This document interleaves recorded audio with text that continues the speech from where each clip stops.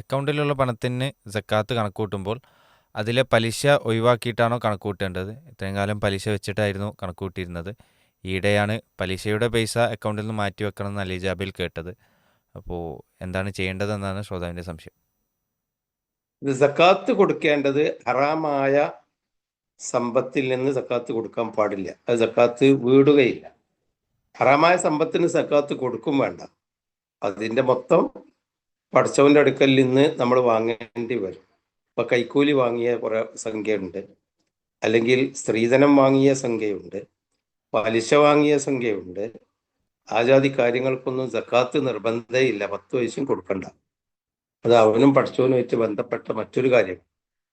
ഹലാലായ സമ്പത്തിൽ നിന്നേ സക്കാത്ത് കൊടുക്കേണ്ടതുള്ളൂ. അപ്പൊ നിങ്ങളുടെ അക്കൗണ്ടിലുള്ള പലിശ നിങ്ങൾ മാറ്റിയിട്ട് അത് ഏതെങ്കിലും സഹോദരങ്ങൾക്ക് വളരെ പാവപ്പെട്ട ആളുകൾ ഉണ്ടെങ്കിൽ ആ പാവപ്പെട്ട ആളുകളിലേക്ക് നിങ്ങൾ മാറ്റി വെക്കുക. അത് സക്കാത്തിന്റെ കണക്ക് കൂട്ടരുത്.